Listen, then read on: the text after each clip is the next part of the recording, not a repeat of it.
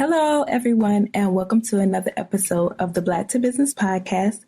I'm your host, Monique T. Marshall, and I'm so excited about today's episode and today's guest. So we're talking about a topic I hear about all the time, which is why your personal brand matters for your business. Should you brand yourself? If so, how? And I'll be honest, I even battle with this myself, so I called on the expert, Miss Marielle Legair. So let me give you a little brief background about Marielle. Marielle is a personal brand and publicity strategist. She's an author and speaker. She founded Women Who Influence, which is a global personal brand and publicity community for female entrepreneurs. She hosts in-person masterclasses in both New York and London. Houseway. She recently wrote a book entitled The Personal Brand Bible for Ambitious Women, featuring success secrets from six-figure trailblazers. The book features a past Black to Business guest, Ms. Tanya Rapley. Exciting. It's the ultimate guide for women looking to open up more professional opportunities and become more influential in their industries. Her work has captured global audiences' attention through top-tier media channels, including BBC, Bloomberg, Financial Times, and Forbes. So let's just say Marielle knows her stuff. This episode was such a treat because, like I mentioned, I am no expert. So I asked for Marielle to prepare an action plan for those of you who are like myself and battling within your own businesses whether or not to brand yourself or how to even brand yourself.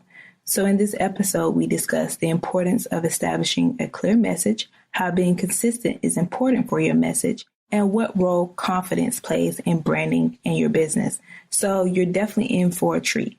I won't hold you any longer, so let's get into it.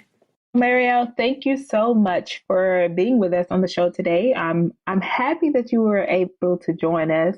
We prepared some great content, so thank you for stopping by. Thank you. We're going to be talking about why your personal brand matters for your business, and you're going to be sharing with us some of your tips, but also your newest book that you're releasing on next month. We're so excited to hear about that. But before we get started, I want you to share with the listeners who don't know you yet a little bit about your story, how you got where you are today, and what you do in your business. Sure. Thank you, firstly, for having me on. I'm really excited to talk to your listeners. So I'm Marielle Legair, and I am a personal brand and publicity strategist, also an author. I've just written a book, and I'm also a speaker. And I've been in my industry for over 10 years now, which kind of blows my mind. But I started working in PR in London, which is where I'm from, a PR agency. And then I've since then worked in professional services, so building brand reputations for CEOs and large corporations. And then recently, last year, I transitioned to founding my own company, which is called Women Who Influence, where I work specifically with female entrepreneurs looking to get better known in their industry and get featured in the media. And thank you for sharing that part of your story. I think it's important for people to realize, where you come from until where you are today. Part of the reason that I felt the need to kind of venture off and really focus on women is because just within my own network, I was coming across so many amazing women that were building really successful businesses, but just not knowing how to tell their story or how to position themselves to get featured in the media. And given that that's kind of my expertise, I really just wanted to kind of solve that problem of around just helping more women kind of get their name out there. And people, it's about, I'm excited for the topic today because it's sort of about setting up yourself to be, media worthy, or setting up yourself to be in the limelight when it comes to your business, and also making sure your personal brand is in alignment with that. So I know that my audience can relate, which is why I felt that this was important. So when it comes to personal branding and the different elements of personal branding, from your experience, what is a personal brand and why does it really matter for businesses? Yeah. Well, firstly, personal branding, it's not some big mystery. Firstly, everybody has a personal brand, and I think it's really just about tapping into it. Jeff Bezos, founder and CEO of Amazon, often says, your personal brand is what people say about you when you're not in the room. So it's essentially your reputation, right? So it's how you manage your reputation and making sure that it's in alignment with who you want to be, because if there's often a mismatch with people in terms of how others see them and how they see themselves. So personal branding is about really kind of taking ownership and being proactive about putting yourself forward in the best light. Now let's get in some of the elements of, personal branding and for the business owners. So what are some of the things that business owners should be paying attention to when it comes to their personal brands? Does it really matter to, I know some people think I want my business to stand differently from me versus personal brand. Yeah. And I have a lot of those conversations. And it's funny that you say that because a lot of people say, I don't want to be in the spotlight. I just want to put my business out there.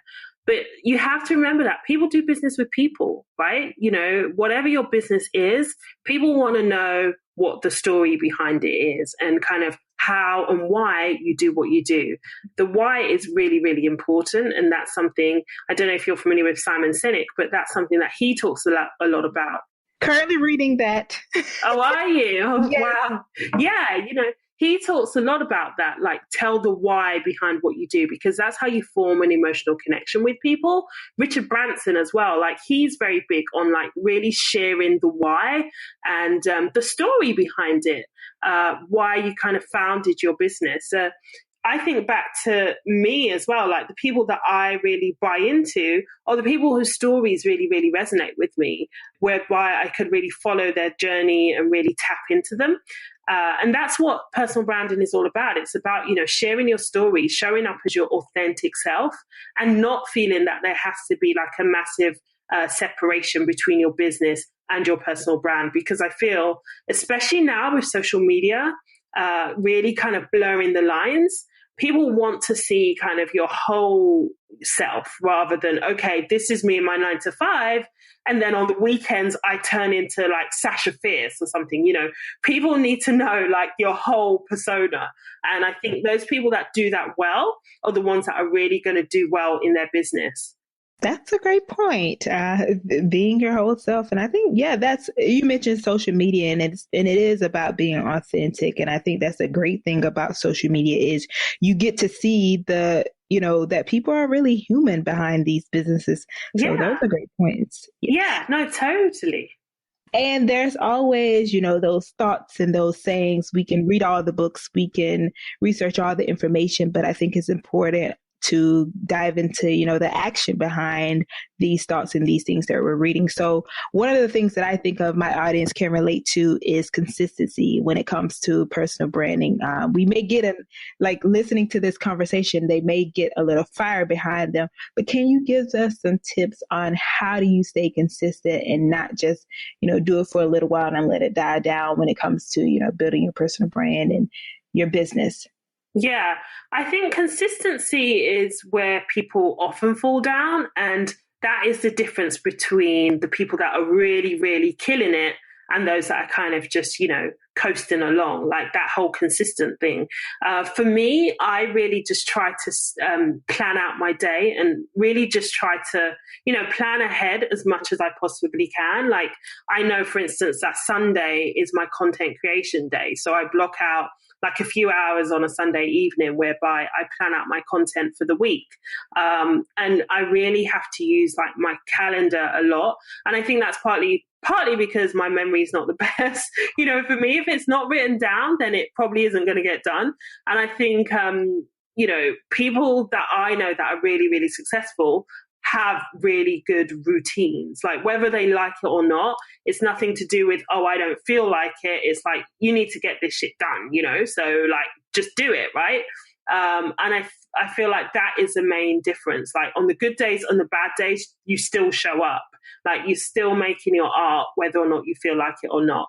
And that's how you stay consistent. Like just by really just thinking ahead and mapping it out, scheduling it in your calendar so that you are kind of staying on top of things. And also just thinking back to, again, I said this before, but thinking back to your why, on the days, I get it, we all have days where we're not feeling our best and whatnot. But if you tap it back to your why, like why you're even doing this in the first place, that in itself is a good motivator for me. Like, if I know that I want to be on vacation in a few months' time, I know that I have to make a certain level of money in my business and so forth to be able to afford to go on that vacation. So that's going to motivate me to maybe wake up at 5 when I really want to lay in bed and those sorts of things. So just focusing on like the big why is what helps me to stay consistent on the days when I don't feel like it.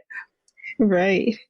And you kind of mentioned, we touched a little bit on your book, The Personal Brand Bible for Ambitious Women, where you kind of, get the stories of women who are, doing it well. So what are some of the things that stand out for those women in the book? Yeah.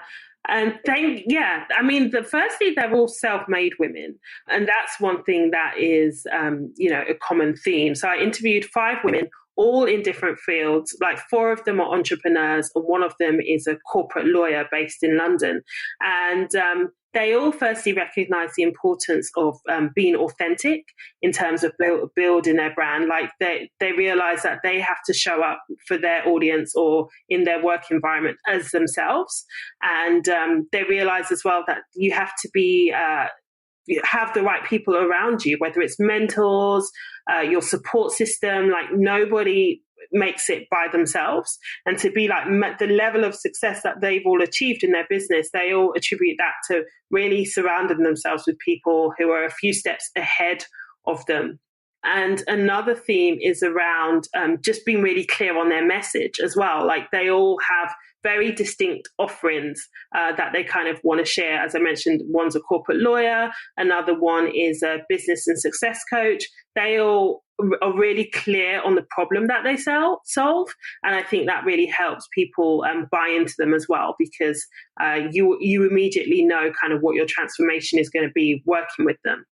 So, the things that they do well, and I'm pretty sure from your 10 years of experience, what are some of the mistakes that you see, business owners make when it comes to their branding or, those people who aren't so sure on their messaging and things like that? Yeah. I think that point around messaging, like, when it's not clear what the messaging is very, very common. I feel social media has kind of opened up the floodgates for everybody to kind of have like a message and this and that. And it's so crowded. The ones that do it well are the ones that have like a really, really consistent message that kind of, it doesn't change day by day. They're not 1 minute posting about like shoes, then the next minute they're posting about, I don't know, health insurance. And, they are really, really consistent. I remember last year I saw Hannah Bronfman at a conference, and she spoke about how she focuses on 3 things like health, fitness, and DJing, for instance. And she said, the ones that do social media well kind of focus on like 3 core things and alternate between those things. I think when you've kind of got a hodgepodge of 10 different things, you're like, okay, so who are you today? And that's when it becomes a little bit blurry. So I think the messaging is key. Also around just engagement as well. Like if you're posting on social media, really thinking about the platform that you choose to use. Like for me, my 2 favorite platforms are probably, I've got more than 2, but my 2 top ones would be Instagram and Facebook. So Instagram and Facebook are very, very different. Like Instagram is obviously a lot more visual, but they both have in common the fact that you can really engage with your community. And I feel like the people that are doing those social media platforms well utilize that function. They engage with their community, they ask them questions, they respond back, and it's almost like a 2-way conversation, and you feel really brought into it. The ones that aren't doing as well are probably those that kind of just post and don't encourage a dialogue, because that's what people like at the end of the day. People want to be brought into your world, and that's how you build the know, like, and trust factor, when you could really kind of build a rapport with someone. Even though it is social media, people still do like to feel part of something, part of the journey. So I think that's common mistakes people make when they don't do those things. Well, yeah, I would definitely say I'm your friend on Facebook, and you kill it on Facebook. And I sit and I'm Oh, like, thank you. how? Yeah, you're welcome. I'm like, one, how does she get I'm video shy. So you're on there killing it. I'm like, how did she get the confidence to do videos? And two, how is she finding the time to be so consistent? Because I see you in my Facebook, I see you in my email, and I'm like, this is amazing. What is the secret of, I know you mentioned Lots kind of of like early mornings. No, I actually batch the boring bits. So for instance, I know when I send my email, Wednesday morning is when my emails go out. So it's again about just putting it on your calendar. Like I have a alert that goes out. It reminds me a few days before, like Wednesday, you've got to do this, you've got to do that. Wednesday at 1 p.m. is when I usually do like my Facebook Live. And again, it's just about that consistency, because I think people do, they look out for you, or they say, oh, you where were you this week? And you're like, oh, sorry, were you actually watching? So I think it is about just being consistent on the days when, like I said, on the days when you don't even want to do it, that's when you have to do it. And I think that's what I really, really try to remind myself, So, Marielle, what about the people who, do you think that there is a such thing as being, I don't want to say too consistent, but, finding, not flooding people's timelines and things like that? Like, what do you feel like the ways to tell there's a good balance? Yeah, I think it really depends on the platform. Say, for instance, Twitter, like I know that a tweet has like a shelf life of, is it 8 seconds now or something? Like it's really short. So something like Twitter, I think it's fine to repurpose your content throughout the day and kind of just, share the same post and just alternate it. Instagram, I know the general rule of thumb is to post it like around 3 times a day. Facebook, I'm not sure. I mean, it really depends on the algorithms. I know Facebook now favors Facebook Live videos. And that's part of the reason I've started doing more videos, is because videos are Facebook Live videos are at the top of the list, followed by YouTube videos and then an average post. That's kind of what's going to get seen, because Facebook are really now trying to push videos to encourage more engagement.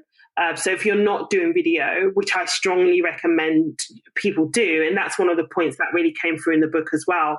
One of the interviewees, she's a best-selling author, and she spoke about the need to get over your fear of being visible and around video and do it fast, because at the end of the day, you have to remember people aren't looking at you. They're not, the other day I did a video in my hoodie, and initially I was thinking, I've got a hoodie on now, by the way. I'm always in my hoodie. And I was thinking, should I really be doing this interview? I'm in a hoodie. I don't look my best. And I thought, you know what? This is exactly what I teach my clients, is not to really be concerned, because that will keep you stuck. If you're constantly thinking about, oh my gosh, I'm in a hoodie, I'm in this. People don't care about that. People care about the message. People care, can you help me? That's what people are concerned with, not, oh, she's got a hoodie on today. So that's what I have to tell myself on the days when I'm like, oh my gosh, my hair's a mess. And don't get me wrong, like we're women, we like to look good. But I think when you focus on the message that you have to share and leave your ego at the door, that's going to help push you forward more than anything else. And, you just really have to remember that you have a gift to share with the world. And this is what I tell myself as well on the days when I want to hide. Like, no, I have a message to share, to get out there. And that's kind of what keeps me going. Definitely. I love that. You have focus on the message and leave the ego at the door. Because that's what it boils down to. I mean, I know it may sound a little bit like cutthroat, but when we get too caught up in, oh, I don't look this person's going to see me, whatever. I mean, I did an interview last week with one of my friends, and she's like a really successful business and success coach. And she was saying, like, when she first started out, like, she was afraid that her ex-boyfriend was going to see see her on the video and stuff. And I was like, I get it. Like we all go through that thinking, oh my gosh, this person's going to see me. But actually it's like, it's not about you. The moment you let that go and you just focus on, you keep your eyes on the bigger prize, I think that's when you really see magic start to happen. We kind of touched on it. And I think it's a key important thing is implementation. So what are some ways, even giving some tools that listeners can continue to, get those things out of the way? I mean, you talk about just doing it, but what are some things that they can do to face those fears that they have to share that message? Yeah, I think the first thing for anyone that's looking to really put themselves out there and build their personal brand is to really think about what you want to be known for, right? Like, not everybody has to be out there, like this is something that I think is important for, especially for entrepreneurs, but then similarly for, if you're in a corporation as well. Like, I think back to when I started my job, I was in a corporate role. And initially I used to just think it was enough to put my head down and just do a good job. And actually, I learned the hard way that it's not. You need to actually really be putting yourself out there and proactively making sure that you're networking with the right people. So I think that's a key thing. Like, really focusing on like who you need to be around, surround yourself with to really help move you forward. Because as I said previously, success isn't, it's not a solo thing. Nobody kind of makes it by themselves. So, and also in terms of tools, I guess, making sure that you are using social media, because now everybody has a voice, right? Everybody has a platform. Like, I feel like the playing fields are really, really even. Anybody could, put themselves out there, whether it be a YouTube channel, Facebook Live, anyone can create content. The main thing is to really get clear on what you're saying and don't just feel that you have to be putting yourself out there for the sake of it. Once you're clear on your message, I feel like things will snowball from there, because that's when the juices start to flow. You'll be really brought into that topic and you'll be reading around it. And it's really going to kind of help you with that consistency thing as well, once you're clear on, what your message is. So social media is key. And I guess I'm trying to think of if there's anything else that I would recommend in terms of other tools. I think social media would be the main one, and building your tribe, building your community. And then I guess, once you kind of do that over time, publicity is a great way to kind of take your message to a much larger audience. And that's something that I encourage all of my clients to do, because I feel like a lot of people have this myth that it is social media is only for celebrities or people that, are famous in some sort of way. But in actual fact, we all could get featured in the press. Like, we all have a unique story to tell. And that's kind of what I help my clients kind of find within themselves.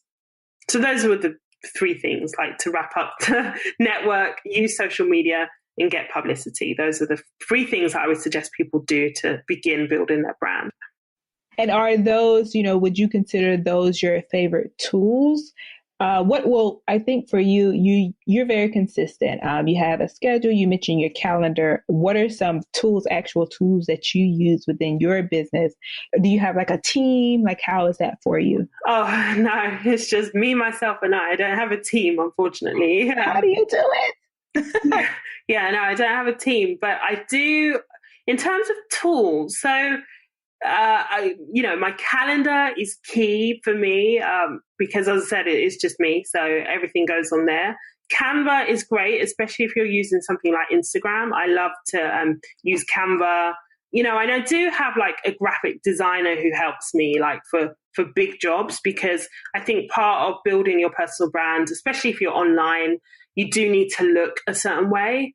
And I don't mean that in a kind of vain sort of like you need everything to be on point, everything has to look 10 out of 10, but you do need to have a professional image, right? Like, your website is key as well, because people are going to Google you. I get emails all the time from people that said, oh, I came across your website and your story really resonated with me.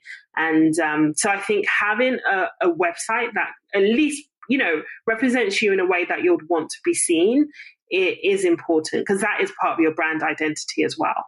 And you are who Google says you are, right? So if I Google you and something shoddy comes up, that's gonna tarnish my perception of you. So I think people do need to pay attention to kind of how they're showing up online as well. And you could do that fairly inexpensively now by using the likes of Canva. If you don't have a big budget, there's ways around it. So there's really no excuses. And using what you've talked about, like what we've discussed, what are some ways that these tools and these steps have shown to be true for you and your business? Because I'm sure you didn't start out everything this way, but was there a time when you implemented a certain thing and it was proven, tested, and it immediately or gave results? Gave good results or bad? Yes, good results. Good or bad? Okay. I mean, I've only really been working for myself for a year. So it has been a very steep learning curve. It really has. Like, I hired somebody last year to create my website and they didn't necessarily do the best job. It was a very, very basic website and it just didn't really represent me or how I wanted to come across. But I feel like we have to start somewhere, right? So I kind of just look at these things as kind of learning curves. In terms of what's gone well, like I'm really pleased with the reception I've had of my book because I literally launched it. I did like a soft launch online a few weeks ago and I've been getting so many really lovely messages. Like yesterday, I saw somebody post on from New Zealand. They had bought the book. And I was just like, wow, someone in New Zealand is actually reading the words that I've written. That was really touching, and she sent like a really nice message. So that really moved me because the book literally just came to me. Initially, I was just going to write an article featuring these women that are now in the book. And then I just was reading their stories and I was like, wow, these are like really, really impressive women doing amazing things, so inspiring. So that's kind of why I decided to put it together as a book. And it's kind of got checklists at the end of each chapter so that the reader could really be brought in and, just look at their own lives and think about, okay, what am I doing right? What can I do differently? So yeah, I'll say that's something that I'm really pleased about that has gone well. And I think that's great, to be able to, do entrepreneurship full-time, work for yourself, and also in the midst, be able to be an author and write a book. I do want to ask, in regards to the book, now, what person, say I'm someone who's curious, and what do you think the type of person that this book is for and what they'll walk away with? Yeah, it's really for ambitious women. If you're an ambitious woman, you should read the book. No, but I would say the stories are there really I've got there's 3 chapters in the book. The first is for people that are kind of just starting out, building their personal brand and kind of want to learn the fundamentals. So, I talk a lot in the first chapter about networking, the importance of, networking effectively, because I meet so many people, Monique, and I'm sure you've had similar instances here in New York where you meet people and they don't know how to network properly. That really, really frustrates me. Like, they ask you, what do you do? And you're like, can I just at least tell you my name? Or they hand you their business card and you're like, I don't even know who you are. So just things Talk about it. Yeah, just things like that really, really frustrate me. So I think there's a way to network effectively. And it's all in the follow-up as well. It's all good and well, you go to these networking events, you meet these amazing people, but you don't follow up. Like, I'm guilty of that sometimes. And I need to, you need to follow up because that's kind of where, you see things move and that's where you build the relationship. So the first chapter is all about those who are kind of just starting out. And then like things to consider, especially if you're starting you want to have an online business, which a lot of people do. So the first chapter really kind of draws out the fundamentals. And then the second chapter, which is like got the real life examples of people that have built their really strong brands that are earning like multiple 6-7 figure businesses. They kind of spill how they've done it, kind of how they got started. Because if you're anything like me, I love to read like people's origin stories. Like, how did you go from like making no money at all to making multiple 6 figures? And success leaves clues at the end of the day. Like, we don't have to reinvent the wheel. Like, in each of those stories, you could get something from it, even if they're not in your industry. And sometimes, to be honest, I think it's better to look at people that aren't in your industry, because then you get a totally different perspective, a totally different take on how things can be done. And that's what creativity is all about at the end of the day. It's about kind of, drawing on things that are so far removed from your day to day and being inspired. So that's what the second chapter is about. There's 4 women who run their own businesses and one person who is a lawyer based in London. She went to Oxford. She's very smart, and she's a finance lawyer. So her story alone, she's of Ghanaian descent and working in a predominantly white, male-dominated corporate environment. So her story just around how she's kind of navigated her way, and she's very senior in her in the law firm that she works in. She's quite young, has 2 babies, and it's just kind of detailing kind of how she's sharing in her own voice, like how she's done it. So I think anyone could draw inspiration from the women that are kind of featured. And then the third chapter is about like taking it to the next level. You've done like the fundamentals. Now it's about kind of taking it to that next stage around, and that's when I detail how to get publicity and how to partner with others, because as I've said throughout this interview, is that nobody does it alone. It is about partnering with people, and how do you do that? So that's kind of what the last chapter is all about. Marielle dropped gems.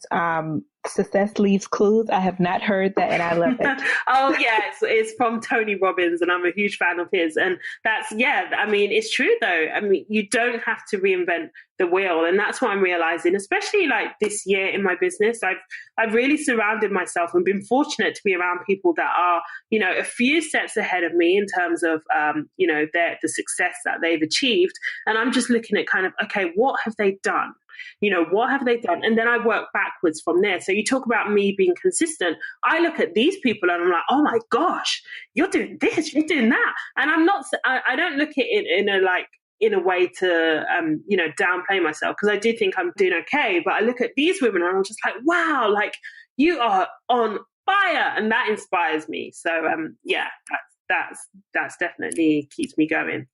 And it's interesting that you share that. I think one of the things that I always ask guests is, one, it's important for everyone to know, like, how did you decide to do entrepreneurship full time? But I think another important thing is it all matters with, I think we've all seen this everywhere, that you're the sum of the people you surround yourself with. So that is as equally as important as anything. So if you could share, like, what was that like for you to recognize that was important, and what are some of the changes that you saw within yourself once you begin to surround yourself with certain people? Yeah, that's such a great question. So to tackle your first point, like moving from full-time employment to working for myself, I think the epiphany came for me when I moved to New York from London. So I moved 5 years ago with the company that I was working at. And I got such a huge culture shock when I moved to the New York office, because it was massively bureaucratic. And I've never worked in such a corporate, rigid environment before. I didn't even know what a cubicle was when I moved to New York. I was like, hey, what's this? I've got to sit there. What? It was like totally foreign to me. And I just felt really, really isolated at that point. Like, just partly because I had never worked in such a bureaucratic environment. And that's when I was thinking, wow, there has to be another way. Like, this cannot be my life. I didn't move all of this way to just be in this environment. And I remember, a lot of people would say to me, oh, corporate America this, corporate America that. But because I'm not from here, I had no idea. I had nothing to compare it to. But it's only when I got here that I was like, oh, no, I can't take this. But the thing is, I was stuck because I was on a visa, which meant that, if I left the job, I'll pretty much have to leave the country in a matter of days. So I hired a lawyer, and he essentially said that I needed to actually, build my brand the way that I had been for my clients. So I essentially got to work and, just began building my own profile. So, the stuff that I talk with my clients about, it resonates with me from a personal level, because I have been there. I know what it's like to be in a job where you don't like it, and you just feel really stifled, and, you just feel really isolated and lonely. Like, I know what it's like. I think that's my big why as well. Like, that I found it sat in my cubicle because I was like, this cannot be my life. Like, it cannot. So that's when I started making steps, and it wasn't easy. Like, people look at me and say, oh, you're so lucky. Like, there is nothing lucky about my life. Like, I work damn hard. Like I miss a lot of things, like to build my business. And it's obviously my choice, but this is kind of my priority right now. So, but it's funny because that's kind of where I kind of got the motivation to really just give it my all. And for the people that look, and like somebody said to me the other day, oh, you work for yourself, so I'm sure it's pretty easy. Like, do you not have weekends off? And because I was working on the weekend, and someone was like, do you not have weekends off? And I'm like, no, like I work really long hours. Of course I don't have the weekends off. So I think entrepreneurship is really glamorized, and I don't know why, because it's damn hard. Like, the friends that I have here in New York, most of them are actually in the corporate world. And, when they talk to me, I feel, in some ways I'm like, when they talk to me, in some ways they're probably like, Marielle, like really? Because I'm often like, I don't know what I'm going to do. When you have those days when you're trying to build something or create something and it's not going well, it's hard. It really, really is hard. Like and that takes me to the second point. It really is a mindset thing, like mindset is everything in business. Another Tony Robbins quote. So yeah, I love my Tony Robbins. He says, business is 80% mindset, 20% mechanics. So most successful people, they work on their mindset like every single day. They tell them that they have affirmations. Like right now I'm talking to you, I can see my vision board stuck on the wall and it has my affirmations on it, because that is so powerful. When I'm having a rubbish day and I'm like, I just want to give up, I look at my vision board, I'm like, okay, no, because I'm doing this for this. This is what I'm doing. Like, and it just helps program your mind. Like it is so, so powerful. And that's why I really believe it is that 80%.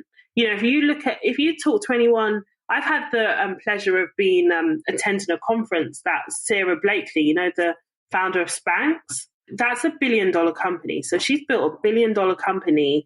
And, when I was in that room with her and she was just sharing her story, one of the things that really stuck with me was just how much mindset work she has done to really get to where she is today. And a lot of people don't do it, or they're just lazy, or they just don't believe. But she's really, really programmed her mind for success. She spoke about when she was growing up that her parents split up when she was 16. And as her dad was leaving the house, he gave her a Wayne Dyer tape. Now, I don't know if your listeners are familiar with Wayne Dyer, but he's essentially a spiritual guru. And the tape was called How to Be a No Limit Person. And she said that she would sit in her car and listen to that tape over and over again. And her friends would be like, oh, you're getting in the car with Sarah, she's going to make you listen to that tape again. And, she would literally just play this tape over and over again. But it's really helped wire her mind to believe that, yes, she can achieve unstoppable success. Yes, she can do whatever she wants. And now, look, she's built $1 billion company. Like she's the youngest self-made female in America. I think she became a billionaire at 29. It's amazing. Wayne Dyer is somebody that I listen to as well. And I'm just thinking it really is about the mindset. Like if you don't have that belief that you're going to make it, that you're going to be majorly successful, like as a foundation, then there's no hope. You just may as well give up. You may as well just go and get a job. And that's not, I'm not cussing anyone who has a job, because we all have bills to pay. But if that's kind of, it really is about the mindset. And I feel like that's, I've been around Mark Cuban. And again, it's the mindset that is the similarity between these people. The people that are really up there is their unwavering belief. And I think that's what it all boils down to. Get your mindset right. 2018, and you really, really get your mindset right before you can do anything. And that's kind of what gets me through. And I think from a personal level, before we did this podcast, I was just talking to a friend back in London, and she was saying to me, wow, Marielle, you've written your book. And I was like, yeah, thanks. And she was like, one thing I will always say for you is that when you say you're going to do something, you do it. And I'm like, yeah, I try, that's all I could do. Because 5 years prior, we were having a similar conversation when I told her that I wanted to go to New York. Like, people thought I was nuts. People thought I was actually insane, like, because I literally had it all mapped out on my vision board. The vision board that I created in 2011, I had a picture of me walking down the street in New York. And I was saying, because I took the picture while I was on visiting here on vacation, I remember saying, like, I'm going to move to New York. I don't know how, but I'm going to move. And I remember showing my friends the vision board, and they were like, Marielle, like, really? How are you even going to get to New York? Do you even know anyone in New York? I was like, no, but I'm going to get there. And 9 months later, I got a job offer, and I was able to move. So again, it all comes back to that belief, like, because thoughts becomes things, right? Like, you have to think it and then you have to act on it. Like, there's no other way. So that's kind of how I live my life. That was like, I'm over here, like, I'm ready to go build my vision board. I mean, I do hear people, and I'll be honest and say, that isn't something that I did in the past, but it has really been on my mind to do. And even for you to say, that's something you're looking at now. And when you have those down days, that's what keeps you going. But I know people, I got motivated just from those points. And what comes to mind for me when I think about what you just mentioned is insanity. Like, you have to be insane to want to complete all that you set your mind to, but it's also about feeding your mind daily. One of my friends loves to say, we have to feed our mind with these people you've been able to surround yourself with daily, listening, just like we do every day. Yeah. You have to feed your mind every single day. Yes, because you spoke about that, didn't you? Like, you are the average of the 5 people that you spend the most time with. Like, you really are. Like, if you're around 5 broke people, you're going to be the 6th one, they say, right? Like, if you're around people that have like a really healthy and positive attitude, you're going to be the 6th one. So I feel I do buy into that. And that's why I'm very, very selective about the friends that I keep and the energy, because I feel like energy is contagious. Like, I really, really do. And that's why I'm very selective about who I spend my time with. I'm with it. I love it. I'm riled up. So I know Black to Business audience is riled up as well. So Marielle, you've been able to, transition into entrepreneurship full time. Also, like, what are some of the things that you're looking forward to? What is like those things when you see on your vision board? Like, what are some of those things that we can expect from you? So next for me, I'm doing the official launch of my book. The first event is going to be in London, my hometown, and then I'm going to come back to New York and launch it here. So I'll definitely make sure to send you the invite. I would love to see you there. And then I'm going to be doing a lot more speaking. That's something that I really enjoy. I want to do a lot more speaking around the world. That's something that I am really looking to do more of, and really just building my business, just building it up and kind of getting a lot more momentum is kind of the aim for 2018. And I did have to ask now, what role do you think, confidence has played into, your journey? Confidence. I feel confidence is something that you develop by getting into action. Like, I am constantly putting myself out of my comfort zone all the time, all the time. And again, I feel like that's the only way to do it, like, is to do it. If I sit and think about things, nothing's going to happen. So I really just try to just, think about the things that are really going to challenge me. And that's, I feel, where the magic happens, whether I'm confident or not. For instance, I didn't always enjoy public speaking. I used to dread it.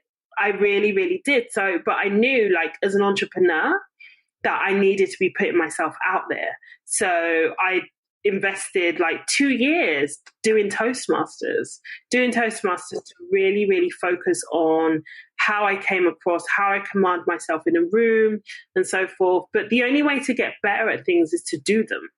And not think about them, just do them scared, but just keep on moving, because you'll look back and you'll think, wow, I actually did that and I did that.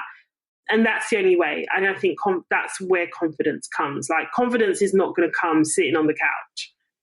It's not. You have this way you tell it so straight, but it's like your voice is so sweet. But it's like if you had another voice, it would just like get up into it. But it's true though. I mean, I've tried it, like just sitting around, it doesn't really get you very far.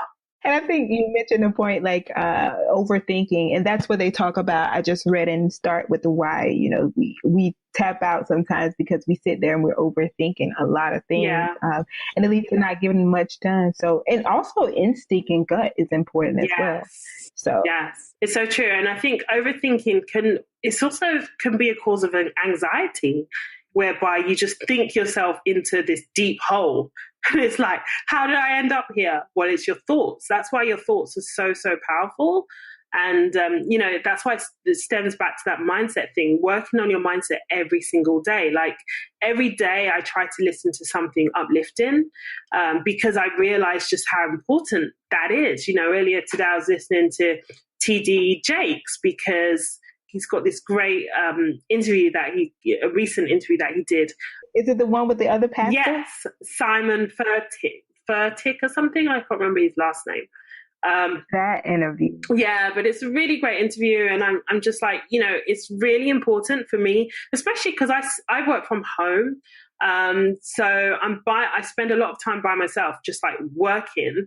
And, when I'm not like socializing with my friends, I'm kind of I'm not in a corporate office environment. So it's very, very important for me anyway to like sit and, just feed my mind things that are going to like keep me going. So yeah, that's what I like to do. What is like, something that you've recently or memorably failed at, and how did you overcome it? What have I failed at? Oh gosh, there's been a few things. The big thing for me is I see it as a lesson, like I wouldn't say I'm the most tech savvy person.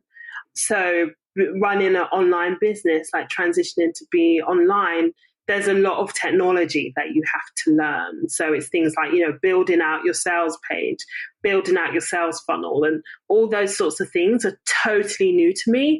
So I do get frustrated when it's like, oh my gosh, I've got to learn all this and I don't know where to start and things like that. But again, it's like when you have those days, it's just taking a break, going for a walk, coming back to it, and praying that you have more perseverance the next time. So we ended on the fail. I do have some fire questions that I definitely have to ask. The first one being, what advice would you give your 23-year-old self? It's a great question. What advice would I give to my 23-year-old self? It's just to try things out. Like that's quite a young age. And I feel I talk to 23-year-olds now and I'm just like, some of them are so lethargic. And I'm like, where's your energy? You're 23. Just get up and do stuff. Like do whatever you want to do, but don't just sit there. So I would just say like, try things out and don't be afraid that it's going to be wrong. Like you just pivot and turn any way you want. But I think it's really sad when you talk to people at that age and they're like, I don't know what I want to do with my life. And they've just got no energy behind them. And it's like, okay, you may not necessarily have it all mapped out, but try something, bake cookies, do something and pivot, just experiment. So I think that's what if I was 23, I think that's what I would do instead of thinking that I had to follow this straight line, because I don't feel like that's necessarily always for everyone. And Marielle, what's the last item that you purchased for yourself? The last item, maybe my flight home. Does that count? That's great. Yeah, my flight home, and I'm not really a big shopper, to be honest with you. I bought 2 of my friends' books as well to support them. So yeah, I would say books are things that I spend money on, and flights. Yeah. What's the weirdest or most random Instagram account that you follow? Oh, wow. Maybe the Fat Jewish.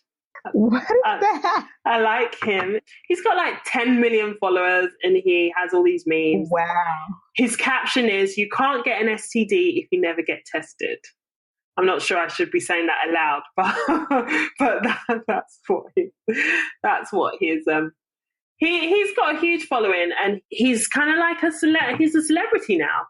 He's got a wine brand called, we're talking about personal brands, right? He's somebody that has like obliterated like the whole concept of personal branding. So he's got a brand of rosé wines called White Girl Rosé. And what? Yeah, I mean, I knew he made it when I read about him in the FT. He did an FT article, I think, an interview with them last year, and I was like, wow, this guy has just come from nowhere, and he's got a big following on Instagram, and he's pretty random, I would say. Wow, I have to go check this page out. Yeah. That's interesting, but all what we've talked about, personal branding, look what he's done. Yeah, he's a prime example. I mean, I'm not sure everybody would want to necessarily follow his footsteps because he is a bit left field. I mean, the name itself, the Fat Jewish, right? Like that kind of tells you. And he has a blue check. He has he's authentic. Yeah, he's verified. So he's pretty random, and he's very amusing. But yeah, he's really, really tapped into his personal brand, and he's killing it. He's getting checks left, right, and center, I'm sure. That's amazing. And what's the next item to cross off your bucket list? Aside from my book launch, which I'm really, really excited about, I really want to just go on vacation. I want to go to the Caribbean at some point in like Q1, the first quarter. I really want to make that happen. So that's something that I'm looking forward to doing. That sounds amazing. Well, Marielle, you have to tell us and the audience, how can they find you, reach out to you, and support what you're doing, and what's upcoming, anything upcoming? Sure. So I'm on all of the social media channels. Instagram, I'm pretty much on there every day, and it's Women Who Influence. And that's also my website as well. So the website is www.womenwhoinfluence.club. So that's how they can reach out to you. Yeah, via my website or Instagram. Amazing. Well, it has been a pleasure. Thank you so much for all the great tips. I'm sure that it's a great bit of knowledge, and I wish you well with your book. I'm excited, and just continue to push, and I can't wait to hear about this vacation. Oh, thank you so much. And thanks for having me. This has been a lot of fun. Of course. And as always, you can follow us everywhere at blacktobusiness.com or at blacktobusiness on social media. Please continue to rate and subscribe so that we can have amazing guests like Marielle teaching us, people who've done it, been doing it, and done it successfully. Thank you.